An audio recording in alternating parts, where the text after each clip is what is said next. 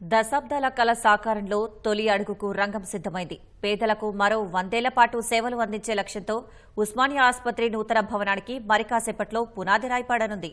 మరిన్ని వివరాలు Hyderabad Goshamahal police stadium నుంచి మా ప్రతినిధి పవన్ ప్రత్యక్ష ప్రసారం ద్వారా అందిస్తారు.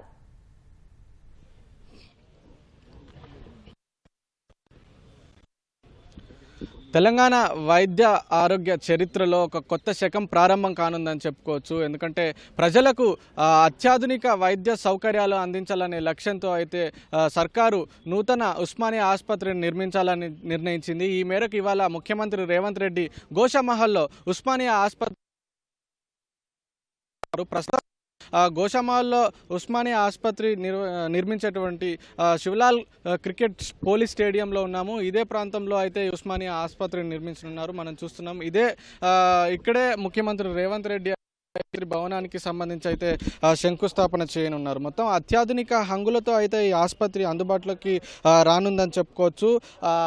మొత్తం అంటే ఈ ముఖ్యమంత్రితో పాటు ఉప ముఖ్యమంత్రి బట్టి విక్రమార్క, అలాగే వైద్యారోగ్య శాఖ మంత్రి దామోదర రాజనరసింహ కూడా ఈ ప్రారంభోత్సవానికి హాజరు కానున్నారు. అయితే గోషామహల్ ఈ ప్రాంతంలో ఉస్మానియా ఆసుపత్రి నిర్మించొద్దు, తమకి అనేక రకాల వ్యాధులు వస్తాయి అంటూ కూడా కొంతమంది స్థానికులు ఇక్కడ వ్యతిరేకించిన పరిస్థితి అయితే ఉంది. ఈ క్రమంలోనే ఒకవేళ కొన్ని పార్టీలకు సంబంధించిన వ్యక్తులు కావచ్చు లేదా స్థానికులు కావచ్చు ఒకవేళ వచ్చి కొంతమంది ఎవరైనా ఇక్కడ ఆందోళన చేసే అవకాశం ఉండడంతో అయితే పోలీసులు కూడా భారీ బందోబస్తు ఏర్పాటు చేశారు. ఎవరిని కూడా లోపలికి అనుమతించని పరిస్థితి అయితే ఉంది. మనం చూస్తున్నాం ఉస్మానియా ఆసుపత్రి నూతన భవనం ఎలా ఉంటుందనేది ఇక్కడ మనం విజువల్స్లో చూస్తున్నాము.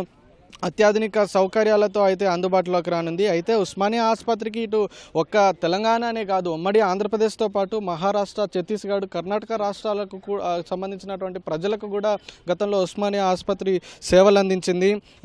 ప్రస్తుతం అయితే ఉస్మానియా ఆసుపత్రి అఫ్జల్గంజ్లో ఉంది.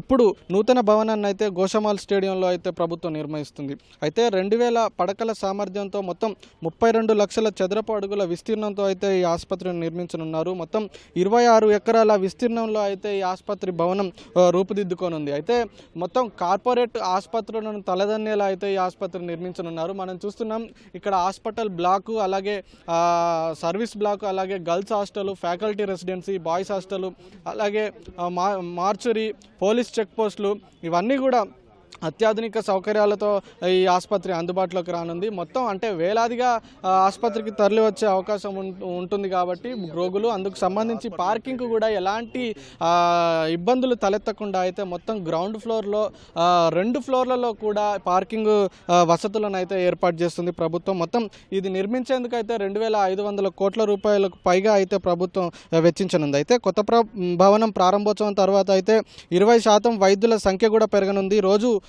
5000 మంది ఓపీ రోగులు వాళ్ళందరినీ కూడా చూసేలా కూడా 30 విభాగాలతో రోబోటిక్ సర్జరీలు చేపట్టే విధంగా కూడా సౌకర్యాలు ఏర్పాటు చేయనున్నారు. మరి కాసేపట్లోనే 11:30కు ముఖ్యమంత్రి రేవంత్ రెడ్డి ఇక్కడికి రానున్నారు. ఆ తర్వాత 11:54కు అయితే ఈ భవనానికి సంబంధించి శంకుస్థాపన చేయనున్నారు. అయితే రాబోయే 100 అవసరాలకు తగ్గట్లుగా కూడా ఈ నూతన ఆసుపత్రిని నిర్మించాలని ఇప్పటికే ముఖ్యమంత్రి రేవంత్ రెడ్డి అధికారులకు ఇటీవల నిర్వహించిన సమీక్షలో ఆదేశించారు. అందుకు సంబంధించి కూడా అధికారులు అన్ని ఏర్పాట్లు ప్రణాళికలు కూడా చేశారు. అయితే ముఖ్యమంత్రి అనుగుణంగా ఇక్కడ ఈ ఆసుపత్రిలో అయితే అన్ని రకాల సూపర్ స్పెషాలిటీ వైద్య సేవలు కావచ్చు, అలాగే ప్రతి డిపార్ట్మెంట్కు ప్రత్యేకంగా ఆపరేషన్ థియేటర్లు కావచ్చు, అలాగే ప్రతి థియేటర్కు అనుబంధంగా పోస్ట్ ఆపరేటివ్ ఐసీయూ వార్డులు, అలాగే గ్రౌండ్ ఫ్లోర్లో ఒకే చోట అన్ని రకాల డయాగ్నోస్టిక్ సేవలు, అత్యాధునిక స్టేట్ ఆఫ్ ఆర్ట్ ఫెసిలిటీస్తో కూడిన ఆర్గన్ ట్రాన్స్ప్లాంటేషన్ యూనిట్లకు రూపకల్పన ఇవన్నీ కూడా చేశారు. అలాగే ఆసుపత్రి సమీపంలో ఫైర్ స్టేషన్ కూడా ఏర్పాటు చేయనున్నారు.